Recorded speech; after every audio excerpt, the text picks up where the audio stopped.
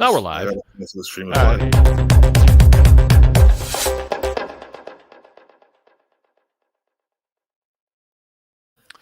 All right, Chris, we have a 6-way tie in one of the leagues in the Continental Classic tournament, and there is a special 2.5-hour collision tomorrow night. So if you have Christmas plans, cancel them all.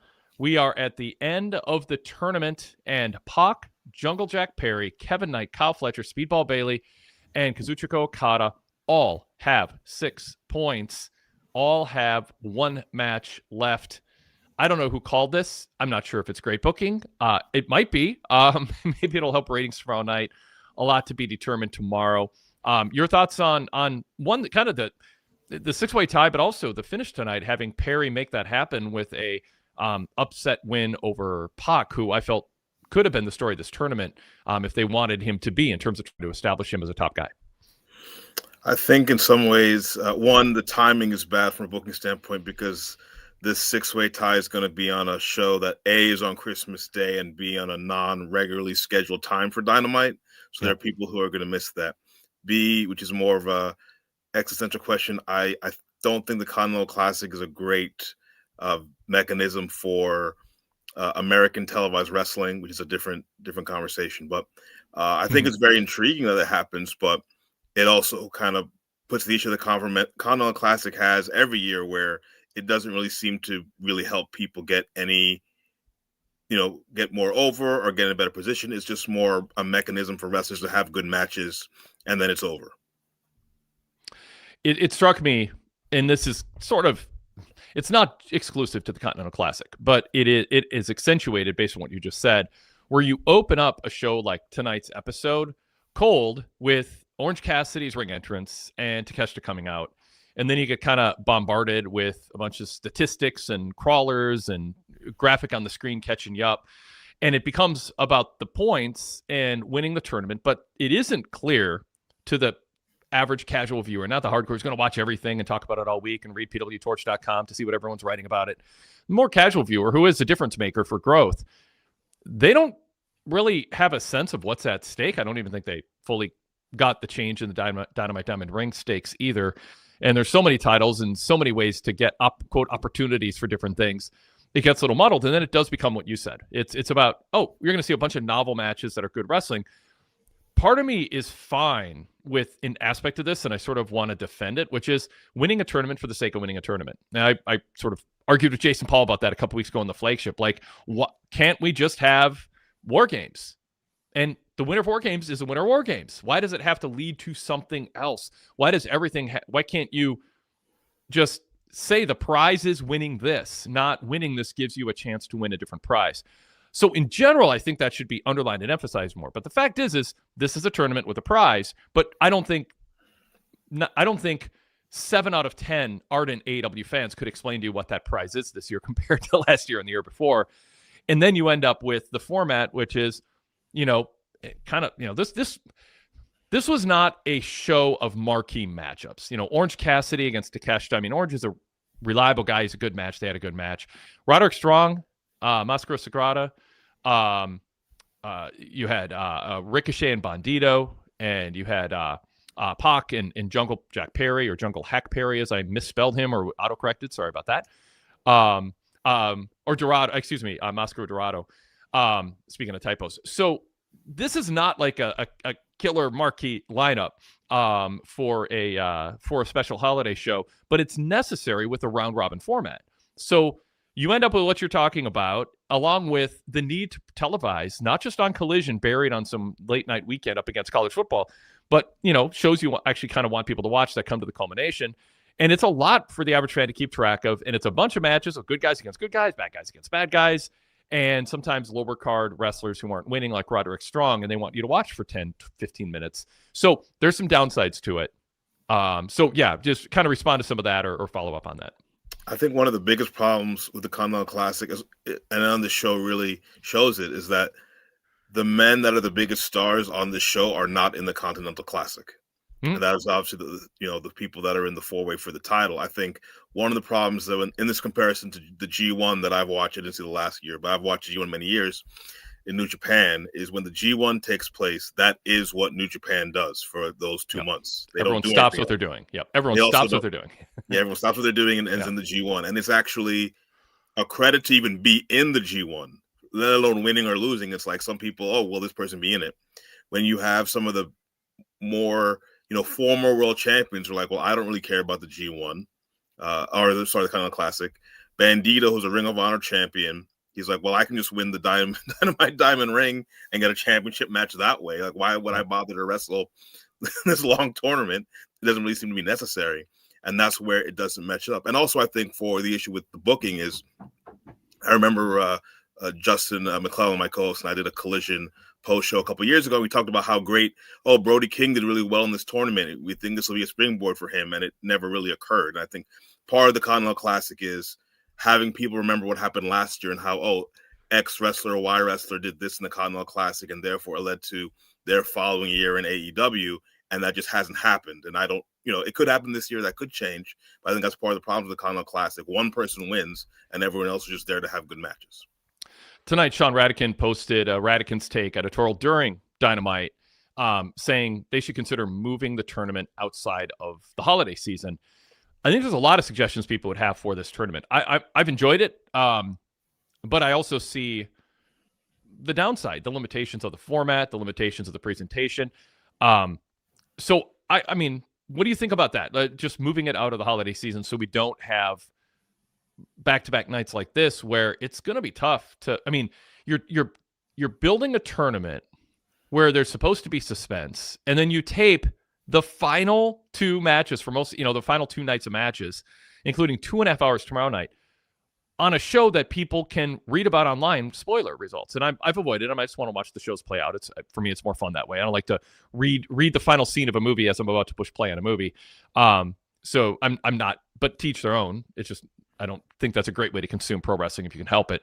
But that's a fact. Some people do. And so you take away the peak moment, other than obviously the pay-per-view Saturday, which would be live for the semifinals and final. And then you just have a smaller viewership and people are busy with other things. Now you could say, well, this tournament, Tony Khan's aware of your criticism, Chris. It isn't all the top guys. A lot of his top guys don't want to work this many matches in a short period of time, much less have to do jobs or count out losses. You want to make it a tournament of more clean finishes. So it's sort of a little bit like the Intercontinental title level tournament. It's the workhorse, or the U.S. title. It's like the workhorse tournament. But the thing is they don't define it that way. They don't define it at all. They don't explain why a few top people are in it, a Jon Moxley, but while other top people aren't. They don't explain it. So it does get down to revealing some of the weaknesses in the way AEW is set up, or the downsides of the deliberate way it's presented, which is just watch it because it's good wrestling and it's points, and in the end somebody will win, and it'll be top guys probably in the semifinal and final. And so, there's built-in downsides, but I think AEW and Tony Khan are aware of them, and I think they're willing to live with them. Kind of going full circle. One, a lack of top guys, tough. We're not going to do that. B, during the holiday season. Well, if we weren't doing it, if we weren't doing this tournament, we'd be running what? Other shows nobody's watching? We'd be having, I just don't know what the solution is. So when you say move it away from the holidays, it's almost like an endorsement of the tournament, saying it deserves a bigger audience, but with the downsides of the way the tournament's presented, maybe it doesn't. Maybe this is just kind of fun filler for the hardcore fans until we get to January and things go back to normal. Yeah, I think that's part of the problem, though. They want it to be both. They want it to be a very important tournament that people talk about. Okada is the greatest tournament wrestler because he won this, which they're basically trying to tell you that this tournament is the same as the G1, which, as we went before, that isn't. But then also they don't have the people in there, and they don't have probably the best stage. This just came into the chat, so I'll say that they should move it to January, mainly, and February, because they don't have preemptions. Currently on Warner Brothers, Warner has a lot of college football coverage that they're sub-licensing and simulcasting, so it's going to be moved. You're going to have the holidays, Christmas and New Year's are every December. That's not going to change. But there isn't also an AEW pay-per-view until March. So why not have this pay-per-view in the beginning of the year depending even contractually, you can have a surprise wrestler come into the tournament. That could be a thing you do every year because a lot of contracts end at the end of the year. And then you could have the finals take place at the Revolution show, which is usually, I think, the first week of March, week of March. Yep. And then you wouldn't have all these other issues. I think that just makes, to me, that makes, even if you keep the tournament the same, that makes just more sense from a booking standpoint, because at least you wouldn't be moved around and it wouldn't be at a time that people are not paying attention. I want to talk about the presentation tonight. I think those are good ideas and a good case for moving, and they should. I mean, I think they should consider everything. I mean, Tony Khan probably has his reasons, but if he believes in the tournament, the way you laid that out seems like it would work, and it would add. I think it would be more convenient for people, and then they could come up with something else to fill, this kind of awkward time between Thanksgiving and Christmas with a lot of preemptions. But before you get to playoff season, when there's even more for NBA and NHL, where there's even more preemptions, although less of an issue with the NBA moves. Moving around networks. Anyway, I want to cover tonight's show and how it's presented, make some suggestions, but also get into the results and kind of the lay of the land of the tournament going into tomorrow night and then the pay-per-view. We will stay spoiler-free in terms of we're not going to, if you are curious and you're not going to watch it on watch Collision on Christmas or read through our report on PWTorch in kind of real time to experience it in that way. Wikipedia has. And many other sites, I have the semifinals and final set up, but we'll save that for a later podcast. So anyway, we'll get into all that in a moment. But first, let's introduce ourselves. This is the Wade Keller Pro Wrestling Post Show for Wednesday, December 24th, 2025. We are live on Christmas Eve, covering a special 34th Dynamite on 34th Street edition, live from Midtown Manhattan, New York City. Cool setting. A lot of history at Hammerstein Ballroom. A intimate crowd, but a passionate crowd. So a fun setting if you're going to do a pre-tape show on back-to-back nights. So we'll have that tomorrow night too for the setting. But we're here covering the show, and we are encouraging you to join us in the chat by email or calling us up. You can find a link to be a video or audio only caller at pwtorch.com in my Dynamite TV report. So by the way, call soon, because we're probably not going to do as long of a show as usual, given it's a holiday here. And we probably have less to talk about with this episode than maybe a typical Dynamite, because it was very tournament match heavy. But plenty to talk about to fill some more time, for sure. And I have things I definitely want to talk to Chris about. But feel free to join in the chat if you're watching us live and contribute your thoughts and questions. Otherwise, email Wade Keller postshow@gmail.com is another good way to reach us. That's another way to reach us, too. If you don't watch our post show live, but you're watching the wrestling show as it airs, then you can participate in the post show and listen later to see if your email made it onto the show. Wade Keller postshow@gmail.com. My co-host is Chris Maitland. He is of the Wrestling Coast to Coast edition of the PWTorch Daily Cast. Chris, welcome to the co-host chair here on Christmas Eve. Thank you. Thank you for having me. Yeah, tell people about the format of your show. People, by the way, search PWTorch in your podcast app to subscribe to the PWTorch Daily Cast free. Different shows each day of the week, different pairs of hosts each day, different themes to the shows, focused on different promotions. We have the 90s Past Cast, shows based on NXT, WWE, AEW, and more. Chris, you and Justin have a really cool format too. So, yes, Justin McClelland, one of my closest friends for over 25 years. Not my only close friend for over 25 years with the Torch, because Rich Fan is as well. But Justin and I host a daily cast every Wednesday night. It comes in. We actually already sent it in this week, so which is why I'm able to co-host today, called Wrestling Coast to Coast, where we cover independent wrestling. Happy to say, actually, a wrestler we've covered quite often was on Dynamite tonight, Dustin Waller against MJF. We basically review different independent wrestling, different shows that you may not see or get a lot of prominent discussion about, and talk about them from both a critical eye, a fan eye, and so we enjoy doing that.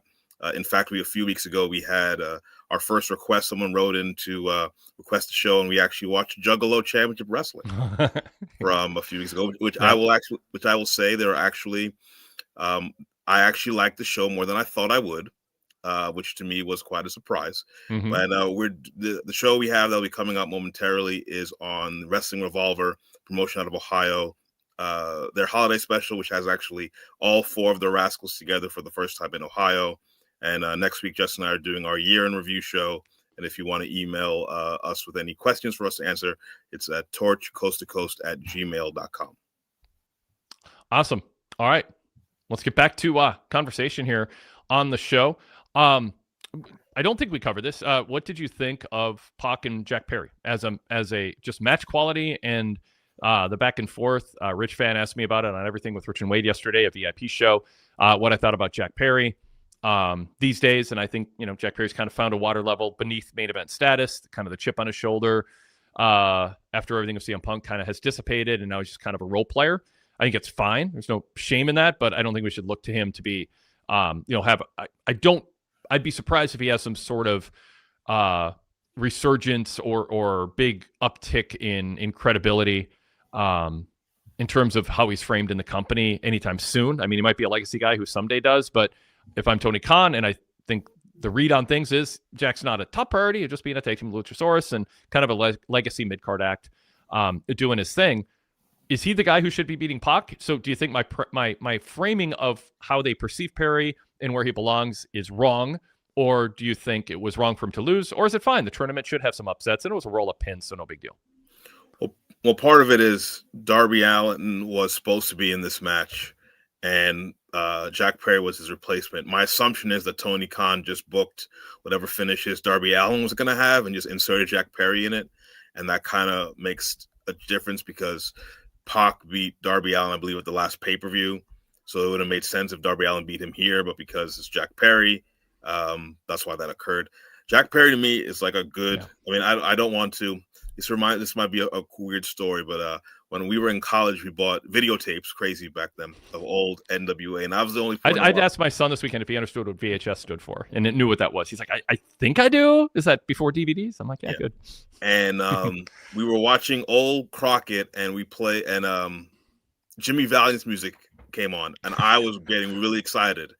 And, Justin and Rich and our friends Nick and Fest looked at me like, why do you like this guy? And I was like, oh, when I was a kid, he was just really popular. I mean, I liked Jimmy Valiant when I was 6. He's like, I never thought Jimmy Valiant should be the world champion. Yeah. But he entertained me at a certain level. And Jack Perry's not the same character. He's like an underdog babyface, but he has a role that he can play, but is at a certain level. And I think you can get a lot out of him at that level as long as you understand what that level is and keep and kind of maintain that for him. Does he just wear black jeans to the ring? I guess, yeah. I guess so. It's a little bit of, there's a little bit of downside to that for me because it sort of feels like he showed up 10 minutes before his match, took off his shirt, just wears his jeans to the ring, waves to the crowd kind of casually, puts in a solid athletic effort, and then leaves. That's part of my issue with tonight's show is, and it's so Tony Khan's way of promoting, and Tony has his strengths, but one of his weaknesses for me is AEW is presented like it's the same people watching every week and with perfect memories and the same level of dedication that Tony Khan has to everything that happens in AEW's universe. And to me, I want to hear from Jack Perry on this show. If you're going to main event a primetime, and this is primetime, wrestling show, and he's in your final match on the show and there's high stakes, can we hear from him and hear from Pac? And they might go, well, what do they have to say? Well, come up with something. Make me more interested. There's so much heavy lifting by Excalibur and Renee Paquette in terms of trying to frame some of these matches and what they mean and giving us stats. But I want to hear from Jack Perry. I want Perry and Luchasaurus standing there. I want Perry to make me believe there's something in it for him. I would be more invested in what this means for Pac in terms of the dynamic with the Death Riders. You could have Pac standing there with Claudio and Moxley and Garcia and Yuta, and then Pac saying, when I win this tournament, and then you could have Claudio shoot him a look. There's opportunities missed when they don't do promos. And it does feel, I say Perry looks like he sort of showed up, waved to the crowd, takes off his shirt, waves wrestles, waves to the crowd and leaves, and is very casual, and maybe he's in the building for a half hour. He gives off that vibe. Tony Khan with a show like this does give off a vibe he couldn't really be bothered to do much more than go, here's the matches, here's the match time, someone go format it, roughly. There's a couple vignettes that were pre-produced, but I want to hear more from the wrestlers. Same thing with Orange Cassidy coming out at the top of the show without context. So to me, that's still a weakness of AEW, Chris. Yeah, it's funny you mentioned the cold opening, and again, I can't believe I'm saying this, but one of the strengths of Juggalo Championship Wrestling. So when Justin and I do a show that airs sort of like TV on Wrestling Coast to Coast, we do 2 episodes. The very first episode of Juggalo Championship Wrestling we watched, they actually explain what happened last week and why this person did that and this person's mad at that person, and sort of like, oh, okay, I've never seen this ever before. I'm actually predisposed not to like this, but at least I understand why this person is here and this person, that person's there. And AEW rarely does that. They're just like, oh, you watch every week, and not only do you watch every week, but you spent all your time while the show's not on reading about AEW, talking to people about AEW, and the most important thing in your life on December 24th is the Continental Classic. So, of course, you know how important is Orange Cassidy to catch the matches. And I think that doesn't, bring people in if you don't have a reason for the people to wrestle, or a reason for them to be even state why they want to win the Continental Classic. Oh, I'll just be booked. One of the most, this is actually weird statement for me to make, was when Billy Brian Danielson said how Marina Shafir doesn't have, it's hard for her to have matches. To find opponents, because no one is booked against her, and it's like, it was a godsend for Penelope Ford, and Excalibur had to jump in like, well, actually, I don't know if that was good for Penelope Ford that she got injured. Yeah. But to me, it's also like, so how did she end up in this match? And it's kind of one of those things with AEW where things just don't get explained, but you're supposed to assume that it makes sense, and they don't actually add it all together for you to like also bring people along where if you missed part of it, or you didn't watch last week, you can say, oh, I'm caught up in a minute and a half based on what they did at the beginning. Exactly. I mean, when this show started, I'm just like, all right, please show me that your production team put together this dynamic, high energy, glossy video recap of everything that happened last, really the whole tournament. I mean, we're in the final stretch here, but even just the last week, what was on the 1 hour collision over the weekend and what happened on last week's Dynamite, put it in perspective. That's when you can have a little soundbite, just little soundbite from Jack Perry, a little soundbite from Roderick Strong. Like Roderick Strong comes out for his match and he's sort of like kind of looking like the weight of the world's on his shoulders. He's got some angst, and it's like, and the announcers have to tell us, he's a little, kind of bummed out. He hasn't won a match yet. He doesn't want to be the guy who never doesn't score a point. Well, can we just hear from him? Can someone do a professional interview where they're not trying to get themselves over or posture for the camera, or tell a joke, just interview Roderick Strong and ask him, how does it feel, no offense, to have 0 points? And do you think you're more motivated or you're scared to lose going into tonight's match? I mean, there's a story there. There's a human story people can relate to. Things aren't going well for you lately. Do you show up? Do you wake up the next day motivated to make it a better day? Or do you wake up going, oh God, and you dread the day? Everyone experiences that. Tap into that with Roderick Strong in tonight's match. And instead, it's just, Roderick Strong's always a good hand. He'll have a good match. And it's not like people are super invested in Mascara Dorada either. So, and to add on, part of it too is that the Roderick Strong lost. I don't believe he has any more matches, so he does end on 0 points. But what is that going to mean in 2 weeks when they don't talk about this tournament anymore? He's just going to be, So there's no even connection from this storyline to what may happen in January. Yep, I agree. So yeah, I mean, again, I thought Dynamite was a kind of perfect Dynamite 2 weeks ago, like in terms of its format, the mix of things, the production, the booking, match quality, setting things up. This just felt like Tony was more interested in how the Jaguars are doing this season and did put a lot of time into it, or even perhaps more accurately, a manifestation of some of Tony Khan's weaknesses. And they did realize we're going to have a small audience. We're contractually obliged to do the show, but we're just sort of waving a white flag. We just know this isn't. It's like a lot of NFL teams the last weekend of the season. It's not a lot on the line, or it's not high stakes. If you're one of the announcers assigned to a game between two teams that have won 4 or 5 games this year facing off, you're doing your homework. You'll get through it, but you can't manufacture excitement.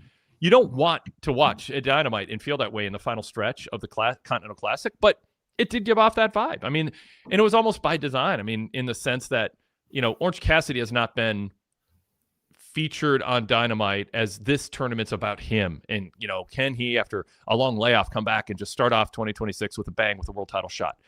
And, another match has Roderick Strong and Mascara Dorado. Then you have another match with Pac and Jack Perry. And it's not super marquee tournament matches. So instead of trying to make up for that, they just sort of it felt like they resigned themselves to it. Chris. And this is where I actually will blame Tony Khan as the booker, because you scheduled it this way. You knew when Christmas Eve was. You knew when the pay-per-view was. That's been scheduled for a while. And then you're actually having this supposed exciting 6-way tie culminate on a show on Christmas night at the same time as overlap 2 NBA games, as well as the NFL games are not as big as it would have been with some of the injuries, but still, your big title that will also be your last selling point for your pay-per-view. Yep. Oh, that's right. This was Christmas, also a pay-per-view hype show. Right. Christmas night. Yep. Against 2 large sporting events. And there may be other ones. I don't know if there are any college football games on it. And that's to me where, a lot of people make an excuse about the timing. Like, you should, as someone who books the show, who owns the company and knows when the TV is supposed to be, you should have that mapped out beforehand to say, hey, maybe we have to do the Dynamite on Christmas Eve contractually, but we need to wrap this up earlier. We need to do something different because that's not going to be the best way to sell a pay-per-view.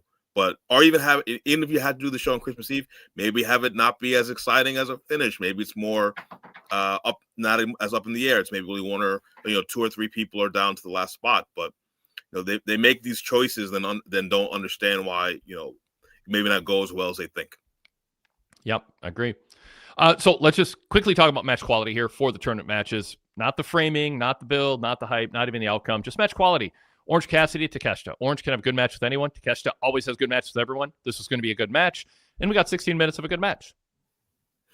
Yeah, I think so. I always, my struggle with Takeshita in my head, and part of it as someone who still follows New Japan as close as I used to, is that he is the IWGP champion. Mm-hmm. He is wrestling in the semi-main event of a dome show in a week or so, 2 weeks. Sold out crowd. Sold out crowd. Yeah. Tanahashi's retirement. Against Yota Tsuji, who's one of their big up-and-coming stars, and he's scraping by Orange Cassidy on Dynamite. But it was a good match, but about New Japan, I don't know how happy they would be watching that. Yeah, I mean, Orange Cassidy is protected, but he's not perceived as a top-tier guy. And there's something to be said, and it's been said, for AEW to mix up the match times. And obviously MJF beating your guy Dustin Waller is obviously that was 90 seconds or whatever. But in general, there's something to be said for having a Takeshita go, I'm going to put this guy down quick. I just am, and that can be a story. And sorry, Orange Cassidy, but talk about Takeshita. He wants to end this tournament strong. He doesn't want to play around. He doesn't want to play with his food. Orange Cassidy puts his hands in his pocket, and Takeshita just destroys him. Just hits a raging fire and wins like 4 minutes in. I mean, every once in a while, please do that, Tony Khan. Like, I feel like every Tony Khan's judgment of a show is how many good 10 to 16 minute matches were there, back and forth matches where you knew the outcome going in, but we gave you 10 to 15 minutes of good wrestling first. And I think there's something to be said for shaking that up in these types of matches for sure. Yeah, I think that. Yeah. Sorry, go ahead. No, please. No, I agree with that. I think that we actually talk about this a lot. There seem to be people very obsessed with match times, and the longer the matches, the better. Yeah. But to me, and I think I said this before with you, Wade, a lot of it is what story you're telling. And Takeshita winning, who I think he's close. I don't know if they're done in the Blue League or not. I know he has one of the high. I think he may have one more match, but he has one of the higher point totals. So it looks like he's going to go to the semifinals. So he should be someone who's he may not win, but he needs to be put up strong because he's going that far. Yep. For him to scrape by Orange Cassidy, again, a good match on paper and a good match in actuality, doesn't really elevate him. Especially the way he won. I mean, he hit his finisher, but he was getting rolled up, and he had a 2.99 kick out at one point. Yeah. Yep. Yeah. And he's guaranteed to me be one of the top 2 finishers, regardless of what happens tomorrow night on Collision. And they talked about that. I would have been very happy if this match went quick. This match was shorter. Cassidy took a beating, and we got more promos, leading up to this match itself, and then the other matches on the show. All right. Then we had Massacre Dorada and Roderick Strong. Again, you're going to get a good match out of these two. Went about 10 minutes. Dorada wins. Strong loses again. No shock. Nice, top rope shooting star press to end the match. What'd you think?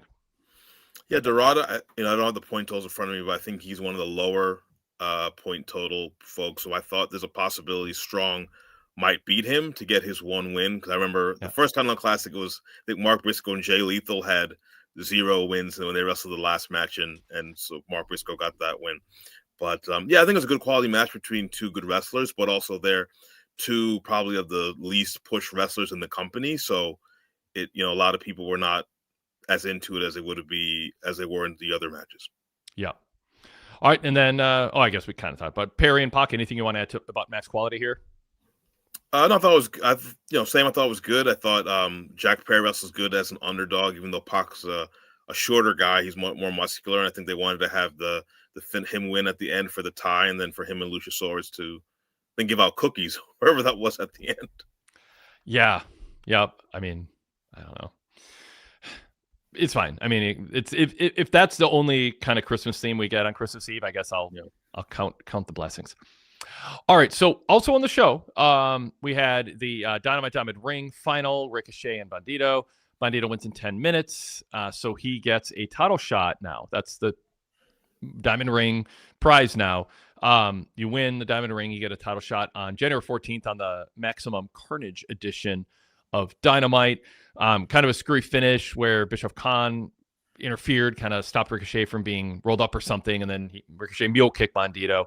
And when Ricochet went for the Spirit Gun, Bandito countered with a leverage 3 count. Probably too many leverage 3 counts in this tournament, but I get the rationale for doing it. I just don't know how satisfying it is, and I don't know how many people see it as a soft loss. More if that makes up for the disappointment of not having something a little bit more solid, but whatever.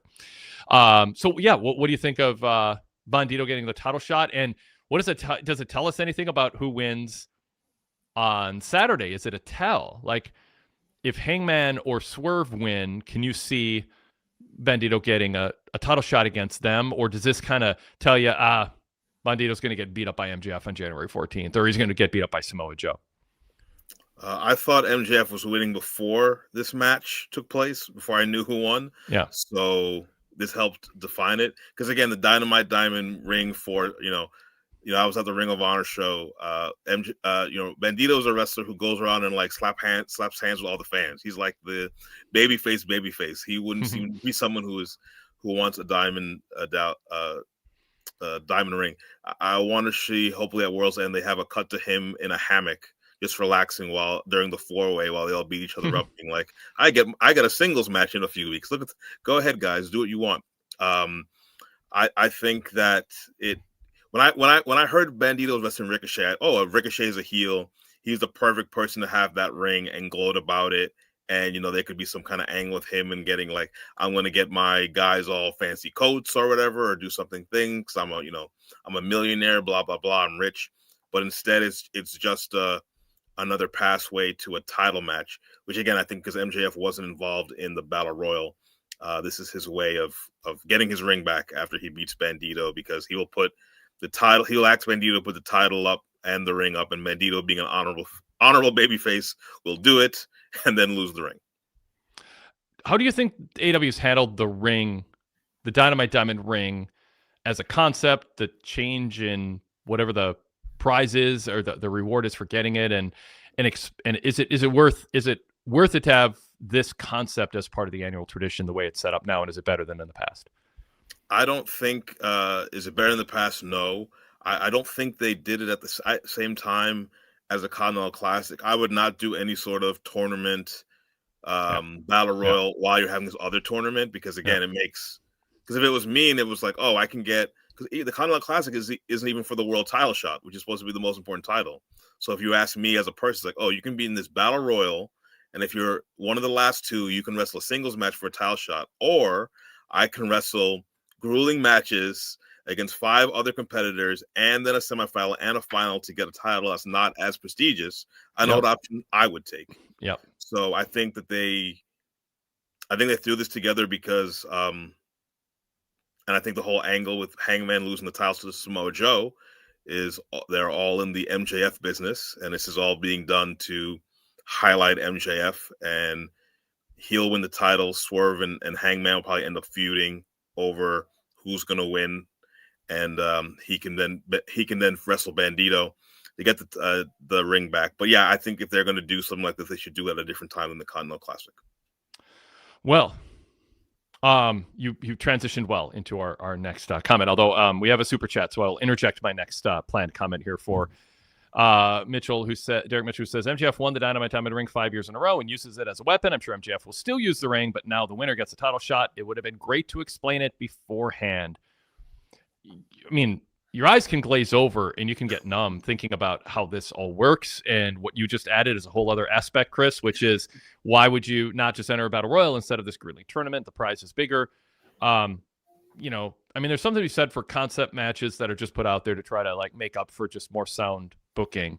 And some of this does. It's a glut. It shouldn't be happening at the same time. And then you have, I don't think that fans have a clear concept of what's at stake in the Continental Classic tournament. Is it the Continental title, international title, the whatever? What's it? The unified title? What is it called? Unified title. Yeah, it is unified. Okay. But Okada, no, I think it's a Continental. I think if Okada doesn't win, he still keeps the international title. So it means they wouldn't be unified anymore. Exactly. Yeah, they were Velcro together, but not glued together. Like it was this. Yeah. They were unified with Scotch tape, but not welded. It's. I mean, at least Don Callis explained it a couple weeks ago on Dynamite, but it is a mess. And then the Diamond Ring, I mean, I don't know. I mean, you're just watching when it's this, and some people are going to go, it's not confusing. I get it. But come on, step back and go, do you think it's confusing for the casual viewer? When there's this much to think about and it's this convoluted, are people invested in it as much than if it were simpler? And now you're just watching to see good matches and concept matches as opposed to spacing out and having them be meaningful, what the prize is at the end of the competition. One of the great things I learned about wrestling actually dates back to from my friend got married we were at the 2015 Royal Rumble in Philadelphia as part of his bachelor party, and one of his friends who used to watch wrestling, he went to college with, he asked me to explain in the three-way match between Brock Lesnar, Seth Rollins, and John Cena why like people could interfere. And I'm like, my explanation was, well, that's just what they do. Mm-hmm. And then I realized now my older daughter tries to watch wrestling sometimes, and I realize if I cannot explain this to either a child or someone who's never seen this before or watched it years ago without an actual explanation, then it doesn't make sense. And that's kind of how some AEW. Yeah. And I take this as a challenge. Even though I'm profusely against triple threat rules, the explanation is it's a single elimination match. It's like first loss and match is over. Whoever scores a pin first or submits someone first wins. So if somebody cheats, or if it's cheating to have interference, then we'd have to disqualify someone, and then there'd be two winners and one loser, and we can't have that. And they stopped thinking at that point. They just said, well, nothing we can do about that. And I'm like, well, sure you can. If somebody cheats on behalf of someone else, then that person's eliminated. It becomes a one-on-one match. Like, it's that freaking simple. Yeah. If there's ambiguous interference, like, well, who are they? Is it just the Wyatt Six attacking all three people? Well, just don't book that finish. Then you don't have to worry about it because you're actually in control. Just never do that. And then you don't have to worry about it. You do not need to have the dumbest rule in all of real sports or simulated sports, which is if you add a third person to a match, absolutely anything goes. It's so dumb. My head hurts every time Michael Cole says there are no rules because it's a triple threat or fatal four-way. It's so stupid, and wrestling fans should be in the streets protesting this rule. It's that unnecessary and that profoundly stupid. What was we did a show last week, NWA Access Pro, NWA Flat out of Cleveland, where they had it was a one-on-one match, which was going pretty well between Dante Cassidy and Richard Holiday, and then Carson Drake cashed in, which I hate the Money in the Bank. He cashed in, but because it became a three-way match, he was able to have his guy interfere. So it was like these two guys were having a match fine, back and forth and fair, but now someone interferes, so now someone makes it a three-way, so now other people can interfere. It was just like, it's too much. It is. I mean, it's inexplicably, needlessly stupid. And I was so hopeful when AEW launched, they would just get rid of all these irritants, all the stupid lack of logic. And instead they just piled on a bunch of their own versions of convoluted match concepts and rules. And, like, in the Continental Classic, no one's allowed at ringside. Interference is forbidden. Well, interference is always forbidden.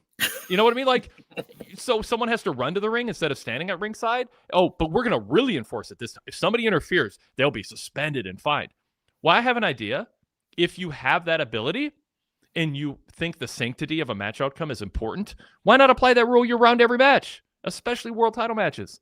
Whatever they're doing to stop interference in the Continental Classic, you're voluntarily not doing that in every other title match you ever have. You're exposing that you could actually stop interference because every year in December you stop interference. So you value interference. You in the context, in the canon of wrestling, Tony Khan is okay with, and in fact, blatantly encouraging lousy finishes and interference throughout the year because he has shown he has the power to stop it in December in Continental Classic matches. It's also profoundly stupid. Well, also Mina Shirakawa can also request no one be at the ring, as she did with Tony Storm. So you can have wrestler request or Continental Classic. And that is also a new trope, is the babyface telling another babyface, don't interfere, don't come to ringside, don't help me. And sometimes it's like, so if eight heels beat you up, you just want me to let it happen? Like, why? How is that a source of like pride that you do that? Anyway. Also, don't help me wrestling against the person who's in a stable that runs in on every match that people in the stable are in. Yes. And as Creighton Rabs points out in the chat, and now we have a national title in addition to the ununified titles, the international and continental titles, on top of the TNT title. I think these are the most watered down titles. And he adds, welcome to Whose AEW Is It Anyway, where the rules are made up and the titles don't matter. Derek Mitchell goes, AEW is a lawless promotion like the Wild Wild West and the inmates running the asylum, except during the sanctity of the Continental Classic. But honestly, if the presupposition is promoters want to find out who the best wrestler is, and we are setting up a ring and a referee and rules in order to find out who the best wrestler is, and that should be the core foundation. Not we're here to entertain the fans. The fans should be entertained by the presentation of a competent, compelling combat competition. And so there should be an effort made by promoters that feels like they're competent enough to discourage effectively interference. And they show they can every December, but they don't try the other 11 months. It just, I don't know. I also think of all the AEW wrestlers who don't get to wrestle in matches for $1 million, who don't make a lot of money, didn't have press releases about their salary. I think, man, how do I get one of these matches where I'm 1/3 of, I can get $300,000? How do be a degenerate gambler or tangentially affiliated as a friend or enemy of that degenerate gambler, Nick Jackson. I also love that Jackson's going, or the Bucks going, we're injured. We can't wrestle until the end of the year. The end of the year is 1 week away. You take weeks off at a time all the time. This is not news. This is not news that you're not going to be able to wrestle until after the end of the year. I'm like, I didn't. You don't want to fly to New York during the holidays. It's okay. I understand. It's a long flight. Just don't. You're on, like, how many shows were the Bucks not on? And they didn't make an announcement ahead of time. It's just, all right. So MJF has this very weird hair. I'm still not. What do you think about it? It looks like some 1920s, like a photo of some guy from the 1920s, like the slick back hair. It's darker on top than it is elsewhere, which is weird for a 30-ish-year-old guy. But it's, it doesn't match his beard. I don't know. I don't know what he's going for. I'm not even critical of it. I'm just sort of a little puzzled, a little perplexed at it. It feels like he's trying to be somebody he's not. And I don't know that that's particularly appealing. So anyway, what let's talk about MJF's hair first, and we'll talk about the promo and the angle. Yeah, I think sometimes, I'm someone who started going gray when around the age of 30. I think you get to a certain point in your life where you will not have more hair than you had last week. I think that's something for him that's hard to accept, and he should just accept it and work around that. Yeah. And I also, if you're gonna work around it, there might be better options. I mean, it's kind of like CM Punk. Punk's always had kind of not. I mean, they had like the long hair, and then he would do the short cut, the crew cut, or the short whatever. But then he started doing like this weird greased back look, and that didn't really ever work for me. And now he's kind of I don't know. Some people just struggle with what look they're comfortable with, but I thought MJF was fine before, and I don't. A little thinning hair in the back can be taken care of without. So now I just think, is he hiding something about what happened to a hair transplant overseas? Like, did something happen in Turkey? Did something go haywire and he's covering it up by slicking it back like that? It just doesn't. I don't know. Maybe it'll grow on me. Pun intended. I don't know. And we'll see how it deals with a very probably at least 20+ minute match on Saturday night. Yes. So we did. I mean, I'm watching the show. I'm like, are we going to be reminded there's a pay-per-view on Saturday as Dynamite's happening? Because it's about Continental Classic, Diamond Ring, and then we get MJF quick squash, and then he was about to talk, but then Hangman and Swerve show up in the crowd, and then they come to the ring, and then Samoa Joe cuts a little promo backstage, which I thought was a good Samoa Joe promo. He didn't insult the audience, he didn't insult the local sports teams, and he didn't yell. I thought he was just in the lane where Joe is best, and it was kept short. Didn't belabor any point. And then we had a promo and an angle with Swerve doing most of the talking. What do you think of the choice to do a squash match win for MJF? And then what do you think of the subsequent in-ring segment? First of all, I want to give a shout out to Dustin Waller, one half the Miracle Generation with Kylon King. They are the longest IWTV independent tag team champions. So shout out to them. Obviously, he wasn't there to be to show all that he can do, which makes sense of this match. I think that it was good to have MJF win, because he did leave AEW on a string of losses to Hangman Page. So it's good to just remind him that he could beat someone. I would have probably had someone a bit more prominent on the promotion than someone who I don't even recall if they introduced him or not. I think wait, they did under the breath. They did. Okay. Yeah. It was MJF, and then Justin Roberts goes, and his opponent Justin Waller. Yeah, I have a soft spot for people that we cover on the shows, even though I know they're not in best position being on some of the WWE or AEW, like when Ricky Gibson was on, when he was Ricky with Kevin Owens and Randy Orton. But yeah, I think I want to preface first by saying that a lot of people were very upset and some were confused when Hangman Page lost the title to Samoa Joe. And it was told reported by certain outlets that this was all part of Tony Khan's plan. So his plan this is the next step in that. So clearly they want to have a 4-way match where there is dissension, which you're going to have anyway, because only one person can be the champion. So, I mean, last week they went a bit too far with MJF saying all the things that he said, and the three of them had to stand there. They got away with that this week with Samoa Joe clearly not being there, and Hangman and Swerve getting their some of their shine back. Though there is the whole thing of like they clearly are one light switch away from hitting each other and turning on each other, and imagine that's going to happen. I think that they wanted to show MJF in a bit of a weak light because he's going to win at the pay-per-view. So that's why he was kind of like... That's a typical formula. Yeah. I also thought the MJF character, when Samoa Joe was talking, would have like gotten out of the ring. Like, why would he try to attack? It's 2-on-1. Yeah. Why did he think that he would hit Hangman and Swerve not see him? Yeah. Why hang out? Yeah. Yeah. Sadler version 3 in the chat goes, did Hangman and Swerve come off as douchebag heels to anyone else? They beat MJF up 2-on-1 and choked him for several minutes with a chain. MJF didn't get to save anyone. Derek Mitchell goes, why would Hangman be allowed to use his chain choking MJF while Swerve is doing a promo? They have security to break up skirmishes, but security doesn't protect wrestlers. I mean, yeah. It came out for Jamie Hayter and Chris Statlander when Hayter swung at her, but yeah. Well, I mean, the ops tried, but they don't count. I don't know. At least the security guys getting beat up are paid by Samoa Joe instead of the company, and the company can be like, well, whatever. To that makes a little more sense. So I mean, what did you think of what Swerve had to say in the promo and his kind of comeback to MJF from last week? I thought it was fine. I guess my hard part for me is that why wouldn't he say that last week? It almost makes him and Hangman seem as if they need time to figure out what they want to say to MJF. He called him bigoted, and in my mind I was like, what bigoted? What is this?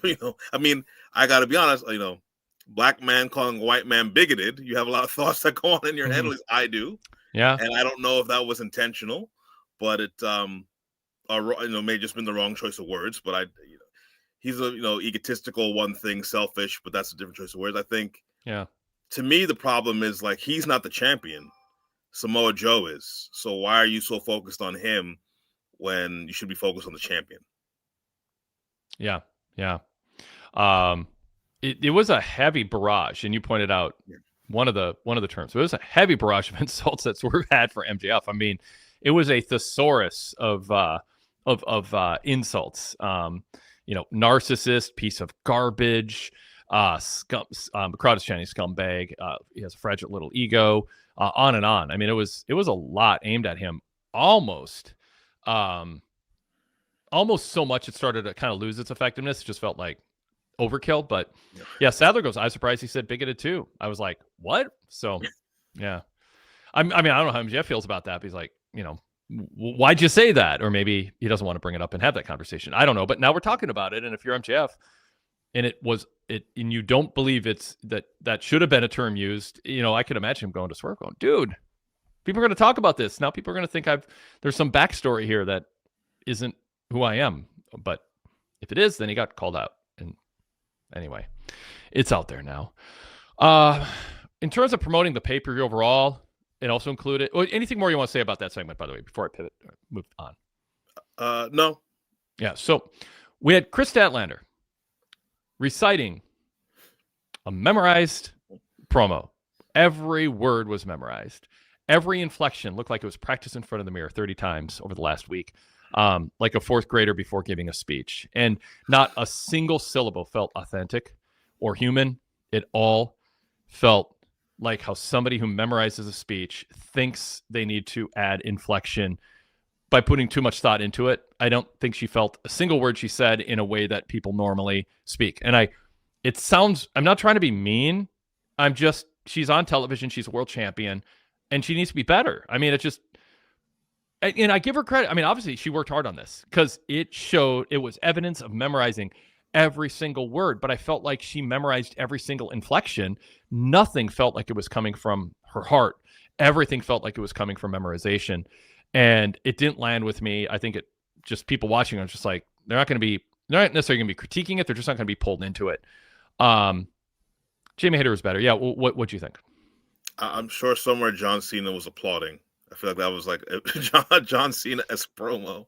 Yeah. And at one point, and I have a lot, I like Chris Statlander a lot as a wrestler, but at one point they're having this face-to-face, and while she's reciting these lines, he looks at the camera, which, part of the whole face-to-face they're together. They're going to have this pull apart in a minute, because I'm saying this to you. I'm not trying to say it off here, because I look away from my camera. I think there were elements of what she said that was good. They should have just cut it down. She could have just said, not this verbatim, I went through rough times. I wasn't sorry for myself. I persevered, and look at me now. I'm the champion, and that's why I'll beat you on Saturday. Basically take what she had, maybe trim it down to a third, and have the same message. I think that would have been more effective for her. And really just kind of have something to say that you feel, and then kind of have in your head, okay, here's like kind of 3 bullet points or 4 kind of main points I want to hit. And think about your feelings. Think about how, your motivations. Think about the real history of your character. And then go out there and just speak from the heart, not memorized words in your brain. Just like have enough access to having lived the story she's talking about to just talk about it the way you would if you come home from, you see a parent you haven't seen in a while. They go, hey, how's work going? You don't recite a prepared speech, even if you know you're going to visit your mom. You just answer. There's this drama with a boss, and did he do something wrong? And someone else was fired, and I don't think she should have been fired. And here's why. And you just kind of talk about life. She needs to just talk about Chris Statlander, the wrestler's life, and kind of essentially just talk with, like, basically just have someone interview her in sort of almost like as if that Chris Statlander is who she is, living the life in AEW as an athlete, and just talk to her with the camera off and have her just talk about it from the heart, and then have that person go, now go do the same thing, not word for word, but just basically consider you're talking to me like that. And a good interviewer, I think, would get more of that out of her. But I don't know. I don't want to belabor the point anymore, but this was a spotlight moment going into a pay-per-view. You are the champion, the top title holder in a national company, and you're a fourth grader. You're like a fourth grader memorizing a speech with unhuman-like inflection, and it's not working. It's not just natural. It's not natural. And yeah, Mark Biscotti in the chat goes, her words were so disconnected from emotion. It made me feel she might actually be an alien. Yeah. And she has a great story coming back from 2 serious leg injuries. So she can just talk about, and that's her real life story. That will happen to her. She can just talk about, I had that happen to me, and look at me, I came back, and people would actually believe that because it's true. Yep. Pickens 612 says, we've asked it before, but is anybody coaching her? I'm starting to feel bad for Stat, just being thrown out there to fail. Tony Khan has a budget, and there should be an acting coach on staff if he believes Chris Statlander is worthy of being his world champion, and you need to give mic time to your world champion. Get somebody in there to help, or direct her in a different way. Derek Mitchell goes, Dusty Rhodes is shaking his head in wrestling heaven listening to Statlander's promo tonight. Does AEW concentrate more on matches and character development with no developmental system? Well, yes.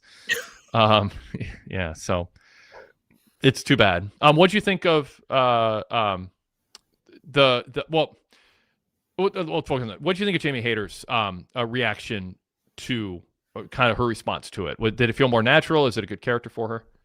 Yeah, I mean, she looked very much like again, I know she's trying to go for the 70s look. She looked like she was on a Pan Am flight in 1978. But I like the fact that she was just like, you said this monologue, but I'm going to try to catch you with my hands. And Statlander did a good job reacting to that. And I like the sort of element that she was sort of like, I'm not here to go on. I want to fight, and I'm going to try to hurt you if I can, and I'm going to beat you on the pay-per-view. Yeah. Do you so kind of big picture, do you think Statlander should keep the title? Because you like her as a wrestler, and don't abandon her. Let's just give her a chance to improve, but let's create a setup, a system, a structure where she can improve. Or do you go, you know what? No, we got to move on. She's not ready. Maybe she never will be. Let's use her in a different way that doesn't put her out here like this, where it's just kind of embarrassing. If you ask 2 people who are the top stars of women's wrestling in AEW, they would say Toni Storm and Mercedes Moné in whatever order. And Chris Statlander beat both of them on pay-per-view.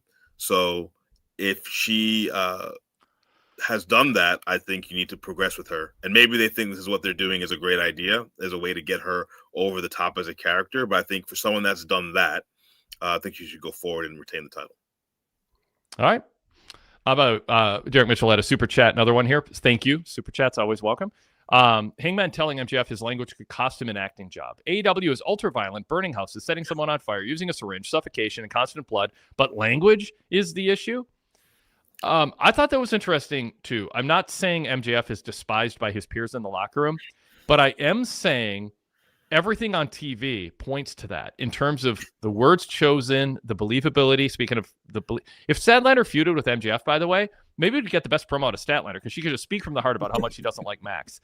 I don't know. I mean, I think when somebody is paid as much as MJF is, and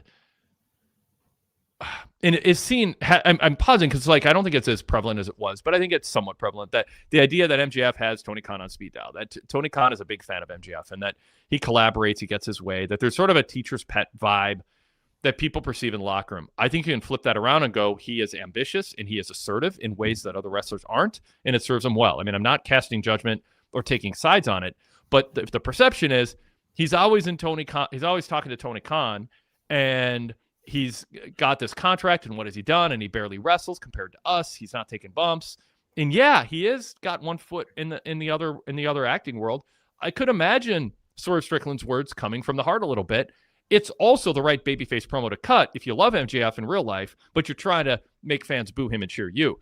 So it can play both ways. And, in this era, you're kind of encouraged to look for both. But it did feel kind of harsh going, yeah, let's let those people who you want to hire you for acting see who you really are.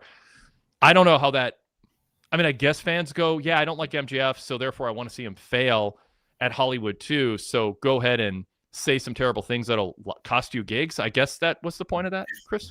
Yeah, I feel it was people do enjoy. It's weird with MJF because they cheer him when he comes out, but when Paige and Swerve are talking to him, talking down to him, they were cheering for them too. So it's kind of an interesting character dynamic.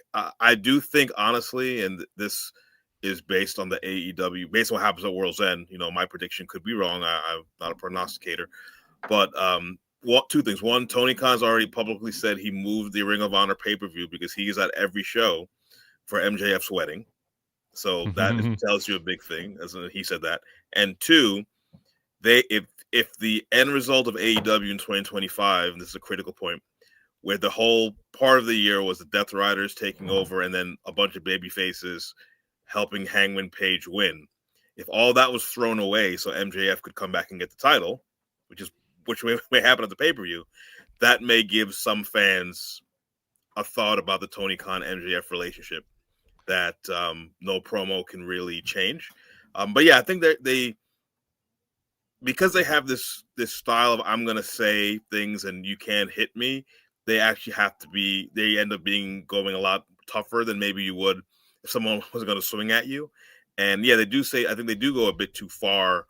But again, I guess the other wrestlers aren't worried about their acting gigs, so they don't care about syringes or suffocation because they're not trying to go to Hollywood. Yeah. All right, a few other things here. Just Kenny Omega. He has to go deal with something else. He says the Bucks being out of action gives him a chance to take care of something. He needs to take care of himself. What's going on there? I thought he meant physical therapy. That's what I thought he was going to talk about. Said that. I'm assuming that's Okada after the Classic. Yeah. And after Okada, I assume loses to Tanahashi at the Wrestle Kingdom. But again, they need to do. I mean, if they do that match, it's fine, but they have to have a story, not just hey, they remember that match they had on Wrestle Kingdom now 9 years ago or 10 years ago. But also like the Young Bucks may only be gone for a week, so they may come back like the first week of January, but like, oh, I didn't actually get to do that thing yet. So can you like go away for another 3 weeks before I work? Yeah. It's like, the parents leave the house and, for the weekend and you think, oh, throw a party if you're a teenager. And then suddenly they show up like 2 hours later going, we canceled the trip. Like, I got to call my friends so I'm not to show up. Kenny's got these long-term plans. He's like, wait, the end of the year is only like, a week away. That doesn't give me much time to take care of this. All right. We had a Gabe Kidd vignette. I didn't understand much of what he said, but I got a vibe of sinisterness. And then we got the stairwell attack after Darby had a few words in an interview. What do you think of that angle and that setup for the match on Saturday? I like Gabe Kidd. Him coming into the Death Riders here and there is kind of awkward in some ways, but obviously he's in New Japan. The only thing for me that's weird is that Darby Allin said he was cleared, and that's why he could wrestle. And then he got thrown downstairs. So we're going to have to assume that he's cleared in 3 days to wrestle at the pay-per-view. And I just wish they didn't do that part. Like he just said, I'm cleared. And, I'll go back there from a challenge. I'll see you at the pay-per-view as opposed to AEW always has to put a little something extra on it to make it a bit more nonsensical. Yeah. I mean, if he's not cleared for the tournament and you're clearing it for the pay-per-view, it's just sort of, it takes away some of the, I don't know, the concern you had for Darby. And now it's like, well, you're already, I don't know. I mean, I guess it's possible to just not be cleared for a few weeks and suddenly you are, but then you get tossed down the stairs and I don't know. Yeah. I think this would have been fine to not have this Darby on this pay-per-view. I mean, it's just fine with that. And not everybody needs to be on every pay-per-view. And give Darby a chance to heal. And frankly, give this match a chance to be built up more. I mean, the only hype for it is an angle on a Christmas Eve show that's going to be seen by 1/3 the normal number of people. So yeah. Willow and Harley, what'd you think of their promo? I mean, they're fun-loving baby faces. I like them as a team. I actually hope that they win. I assume Athena is brought in to lose the match, and her, twice a year foray into AEW. Clearly, I mean, it seems very obvious that her and Mercedes, when they are friends, and like Mercedes tries to help her out and get her on the show best that she can. It'll be a good match, but I wish that they did more to define Monet and Athena as a team. Because you just had a tournament, they lost fairly early, so why are they getting the first title shot? There was a little vignette also with FTR, with Juice and Austin Gunn. Any thoughts on the build to that match? Yeah, I thought that was a pretty good vignette. I mean, I like Juice Robinson. I think that they need to use him as someone who cuts promos because he has a unique style to him. He's a bit different, but it just also seems weird that it seems like him and Austin Gunn are like a temporary tag team, and you're waiting for Jay White and Colton Gunn to come back, and Ace Austin is involved as well. So they just seem temporary, and I think maybe the match will lead to something more permanent for the Bang Bang Gang. But I think that that's really important for them. But I like them as a team, but again, they just feel temporary. Did you like AEW spotlighting Sports Illustrated, giving them all the awards? I thought so. When I saw those awards, I sent it to Torch columnist and good close personal friend, Rich Fan. I thought on the show, I personally don't agree with the awards, whether I agree with them or not. I think it would be a better use of your time to highlight wrestling promos. Though I will say, I could understand why they did that and why people would respond well to that. I just think they would have been better off doing something else. But I thought it was a nice vignette, and it makes AEW seem important and recognized by an outside entity that has even though it's changed a lot since when I was a kid, but it's a recognizable name in sports media. So yeah, I'm fine. I mean, yeah, I mean it's to show a major corporate legacy brand of sports coverage is giving you all those awards, wrestler of the year, best in-ring wrestler, women wrestler of the year, whatever Kyle Fletcher won, right? Breakout star of the year. Yeah. And then pay-per-view of the year, promotion of the year. I mean, yeah, I think there's a chance it would be critical if they didn't draw attention to that, but no one's going to watch a show they don't like or don't feel invested in because Sports Illustrated says they were a little bit better than WWE this year. Yeah. So that's not that big of a deal. Anything else from the show that you want to bring up, Chris? I think I covered just about everything. There was a John Moxley vignette, I guess, talking about the tournament. I don't know if there was much else. The only one thing I wish with Moxley, because you have 3 people in the Death Riders, and I wish that they had more promos of them, because only one of them can win and only a couple of them can get out of their group. I wish they had more of that interaction, and maybe that's what Collision will provide tomorrow. But other than that, it was fine. But but again, it's like it's a babyface promo, so I don't know if that means he's gonna be babyface soon. But he's cutting babyface promo. Yeah, he's been cutting him. Yeah, he's the best babyface in a heel faction ever.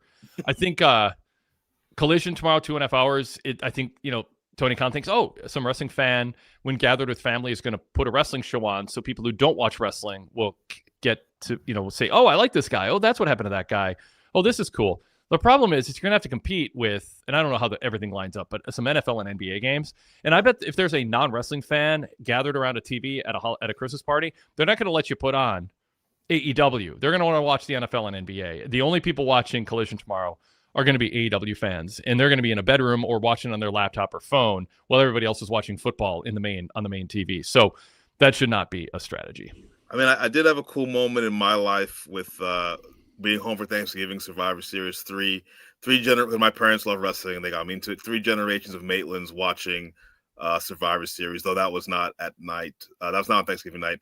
The games at while Collision are taking place are Denver, Kansas City, Houston, and the Lakers will be going on, and then Minnesota and Denver. Yeah, on the NBA. So those games will be on opposite Collision. So that's some competition. Yeah.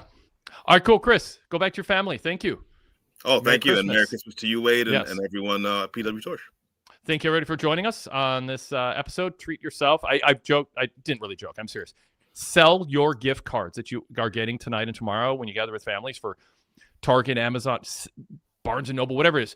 Sell them to your relatives, and then use that cash to buy a VIP subscription, because that's what you really want. We don't have gift cards, but you can sell your gift cards on the black market to other family members or friends. Use that money to get yourself a VIP subscription. pwtorch.com/govip full details on all the options. You can pay with Patreon, Spotify, your Apple account, credit card, debit card, PayPal if I didn't say that. All kinds of ways to sign up, all kinds of tiers, super compatible with different podcast apps and platforms. And yeah, I mean, you can get a year of VIP benefits with 2 or 3 or 4 year gift cards that you get from your relatives who didn't know what you wanted. Well, now you know what you want. You want a VIP subscription, but they didn't know that. So sell your gift cards. All right. There's my holiday pitch to plug my business. We'll talk to all of you Saturday night after World's End. Sticking with AEW, Brandon LeClaire will be hosting the post game show on the PWTorch YouTube channel live after World's End ends. I think I got that right. And I'll be doing a VIP roundtable for VIP members. But between then and now, Friday SmackDown, after SmackDown on Friday, I'll also be hosting here the WWE SmackDown post show. Thanks again, Chris, and thanks everybody. And we will talk to you all next time.